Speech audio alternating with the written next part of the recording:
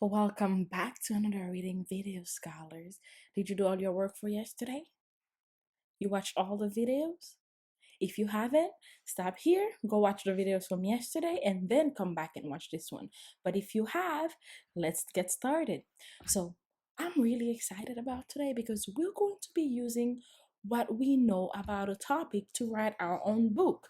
So, you have been doing such a great job in reading and in writing this school year that today we are going to use what we have learned in reading to do a tiny bit of nonfiction writing. And what is nonfiction again? Nonfiction means it's true, right? It's a true story. It's something that happens in real life. So that's the kind of writing we're going to be doing today. All right. One of the reasons that we read, is to get ideas about writing our own books. For example, lately we have read books about the wind.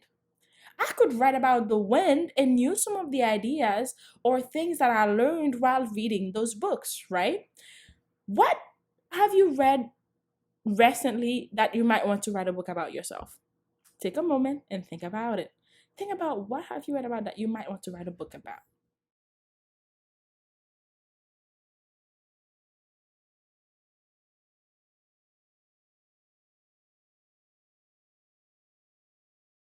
All right. So you've thought about what book you might have read recently that you would want to write about, right? So let's move forward. What nonfiction book have we been reading this week?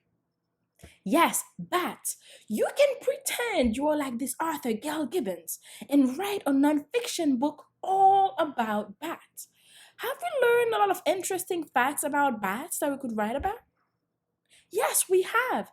Let's think back to the story and what are some ways that bats can help people?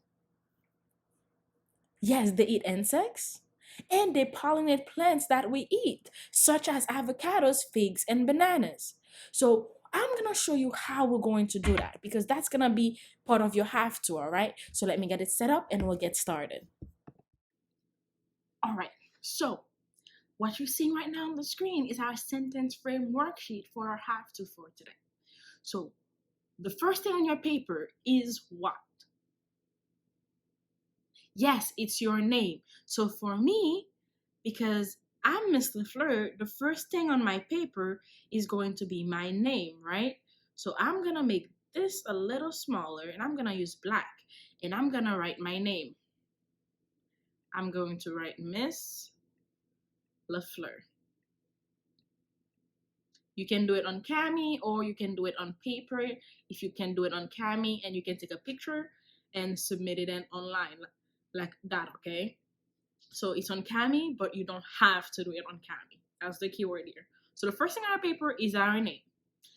Once we're done with our name, we will then draw a picture about one way that bats help people. All right, so what was one way that bats help people? I think I'm going to draw about the fact that they eat insects. And because they eat insects, they reduce the amount of insects that's in the world so they don't destroy too much plants, right? Too many plants. So I'm going to try to draw a teeny tiny insect flying around. And then I'm going to draw a bat.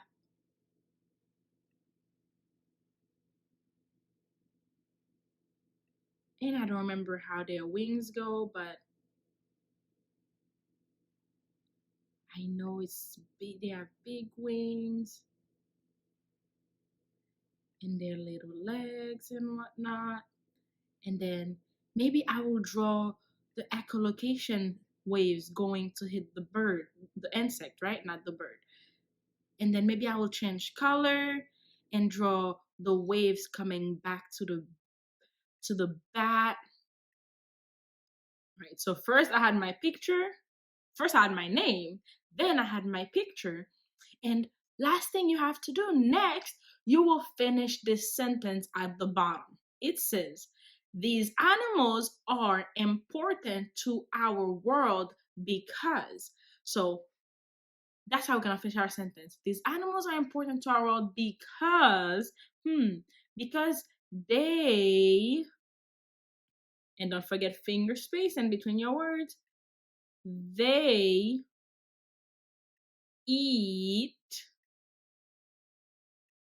And remember, you don't have to spell like an adult. You have to spell like a kindergartner. So when you're spelling like a kindergartner, you are writing a letter for every sound you hear. All right? So they eat. What do they eat? Yes, they eat insects. They eat insects. And what do I have at the end of my sentence?